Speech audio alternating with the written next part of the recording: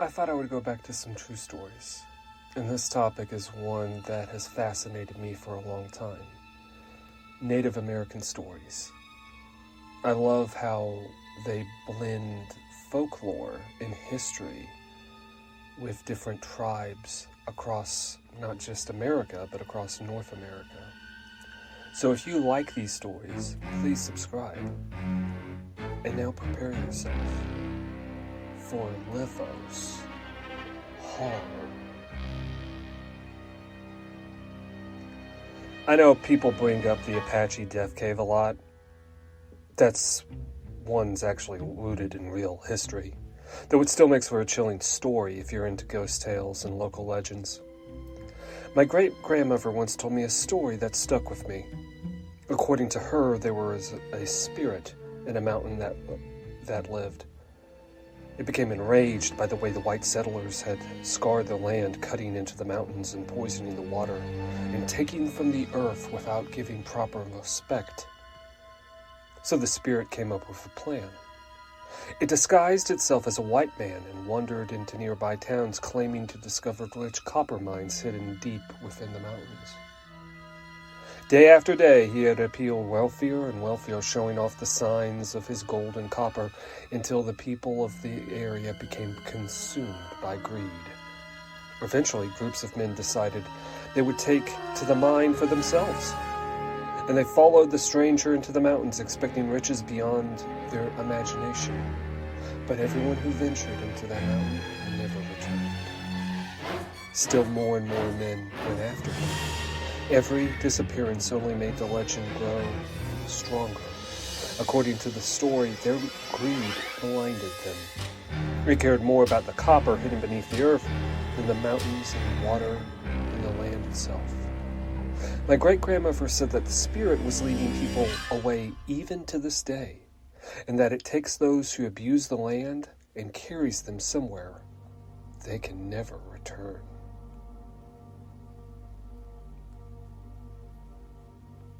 I'm Cherokee, and stories about the supernatural were a normal part of growing up in my family.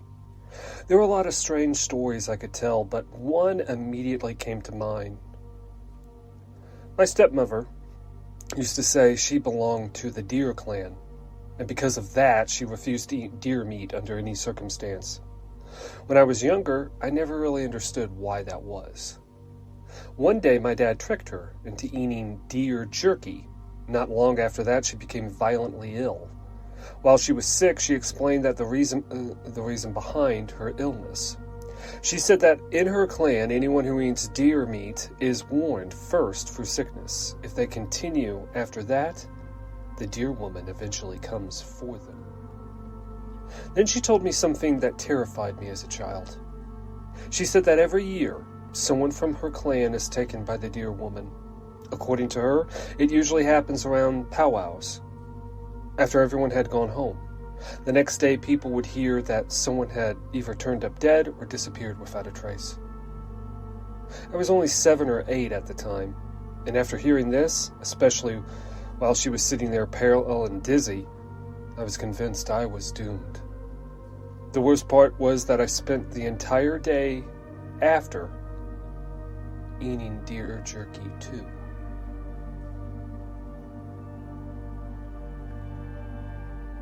I'm half Apache and half Cherokee, so I grew up hearing a lot of stories and lore. Most of it I take with respect. But there's one experience involving coyotes and shapeshifters that I personally went through, and I swear it happened exactly as I remember it. At the time, I was living on the reservation, way out in the middle of nowhere, even by res standards.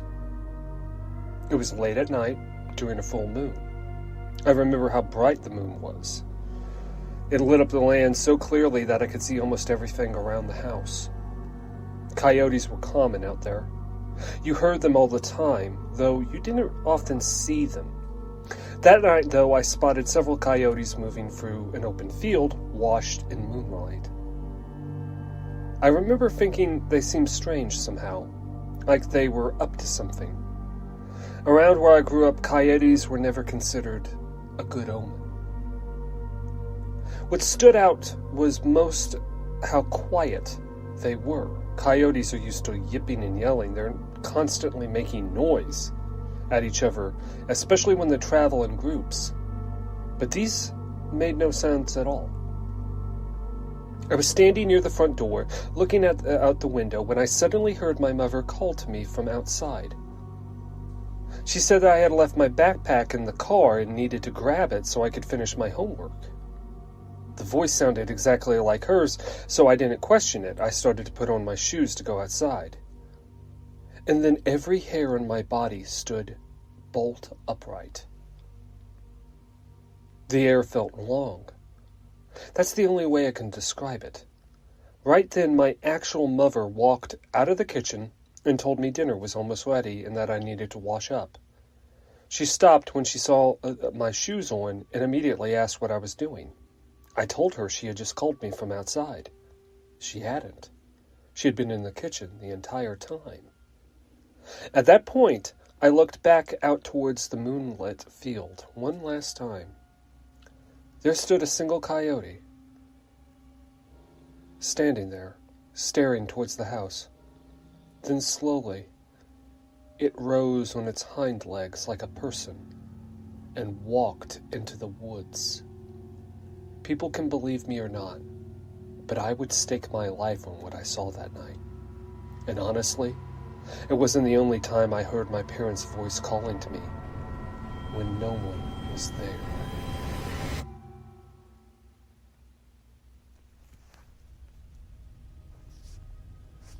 A friend of mine recently told me a story about his two cousins he knew who were raised by their grandmother deep out into the country. To them, she was a picture of a sweet old lady, always neatly dressed, hair tied up in a bun, soft-spoken and caring. But there was one thing that always seemed strange to them. Every night at around 10 o'clock, right after putting the kids to bed, she would disappear for hours.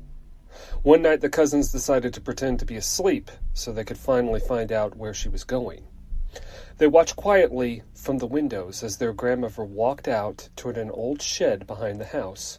She stayed inside for nearly an hour, and then she finally came back out, and they barely recognized her. Her body was covered in paint. Animal skins draped across her torso, and the top of her head. Without saying a word, she disappeared into the woods behind the property. The cousins were terrified. This was the same woman who made them breakfast every morning and tucked them into bed every night. Just before dawn, she returned from the woods looking completely different than when she had left. Her hair was tangled with leaves and debris, and there was blood smeared across her skin. She went straight back into the shed, cleaned herself up, changed her clothes, and fixed her hair back into the usual bun, and walked into the kitchen to make breakfast like nothing had happened. The creepiest part about this is how normal she acted afterwards, as if the entire night hadn't happened at all. Makes you wonder, you never really know what someone is truly hiding.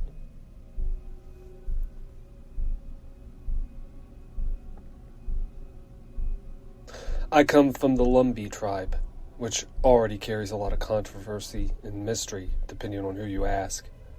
But there's one family story that has always stayed with me. My great-grandmother was supposedly the local witch doctor in her community for most of her life. Growing up, I always assumed stories like this were exaggerated or my dad just trying to mess with me. Still, his side of the family constantly talked about how I was her namesake, and they believed certain strange things seemed to run through our family because of her. The day she died, my dad was outside working in the garden. Out of nowhere, he suddenly stood up because he swore he heard her scream in the distance. The strange part was that he lived in a completely different state at the time, nowhere near her. But he said the voice sounded unmistakably like hers, and it shook him badly enough that he immediately went inside to call and check on his mother. Before he could make the call, the phone rang. It was his mother telling him that his grandmother had just passed, and that they needed to come home. There's another odd thing in our family, too. Any time I dream about my dad, even if he only appears for a moment, he will call me the next day without fail. Every single time I'll wake up already knowing I'm going to hear from him that day. The weirdest part is he says the same thing happens with me. If I show up in one of his dreams, I end up calling him shortly afterwards. What makes it stranger is that we aren't especially close in the everyday sense. I haven't seen him in person in about 2 years, and we only talk on the phone maybe once a month. None of it is particularly terrifying, but I've always found it fascinating. My family just shrugs and says it's one of those Lumbee things.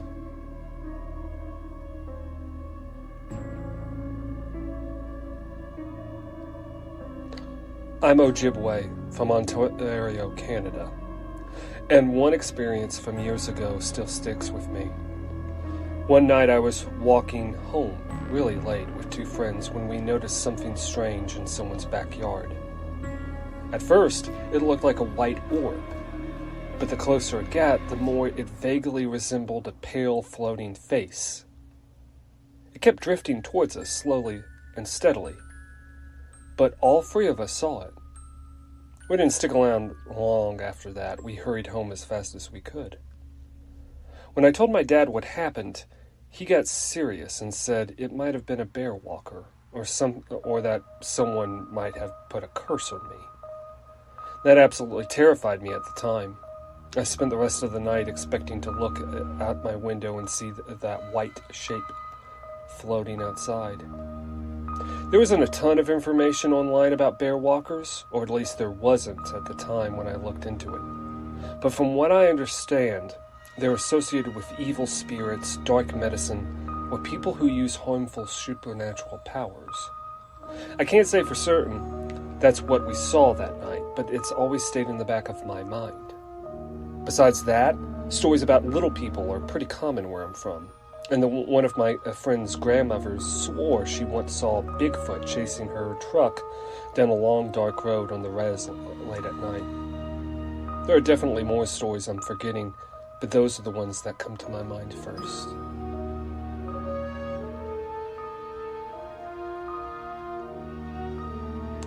One Lakota story I grew up hearing was about the man with no face.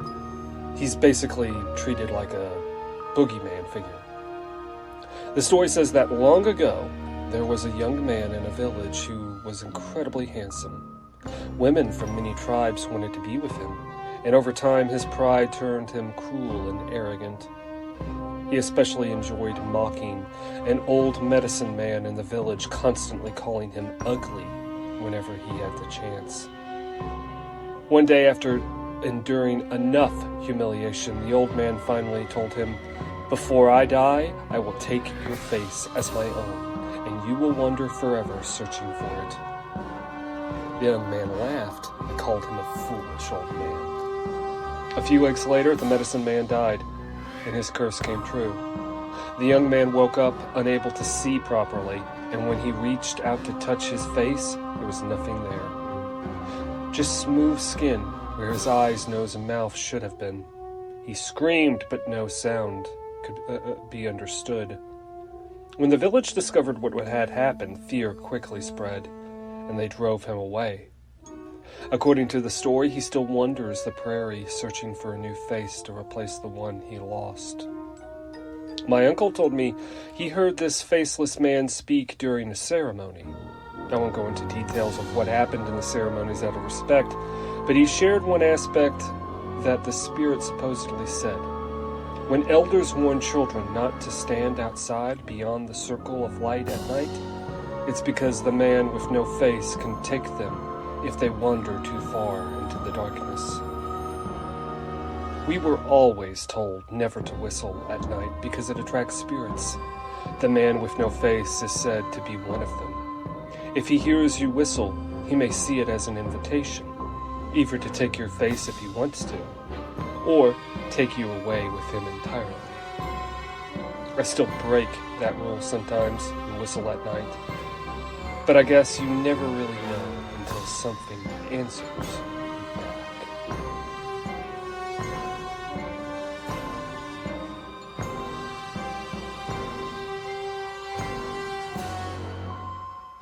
I'm Navajo. Honestly, the more I think about it, the fewer stories I realize I actually heard growing up. Like a lot of people have already mentioned, in our culture, we generally don't talk about things like these. The belief is that speaking about them too much can draw their attention or cause them to cross your path. That said, I do remember one story from my grandmother. She said she used to help my grandfather with medicine man practices, as she knew many Navajo families living in the city since we didn't grow up on a reservation. There was one woman in particular my grandmother absolutely refused to speak to or even acknowledge. Even now, she becomes visibly upset if anyone brings up that family or mentions any connection to them. From what I'm told, that this woman was rumored to travel impossibly fast distances and should have taken, 8 hours, could have taken only 1. People also said she never seemed to age. Apparently, even the woman's own sister warned other native peoples to stay away from her and never have conversations with her because she was supposedly cursed people with sickness, bad luck, and misfortune. Growing up, I always heard that people involved with those practices operated almost like a hidden society. If you weren't part of it, you never really knew what they did or how deep it went. But one thing I heard consistently was that nothing good ever came from crossing paths with one of these people.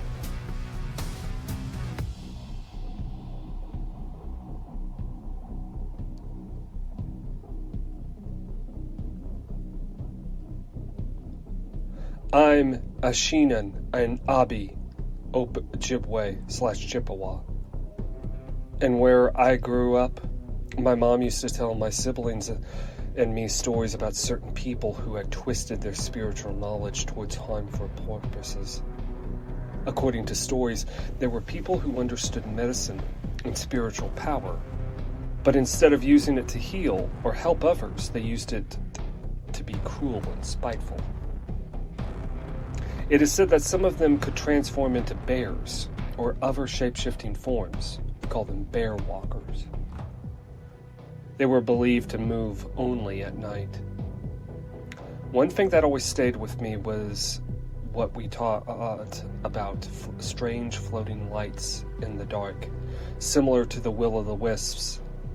My mom said that those lights were often considered signs that a bear walker was nearby. If we ever saw one, we were told not to stare, not to investigate, and definitely not to follow it. We were supposed to run as fast as we could in the opposite direction.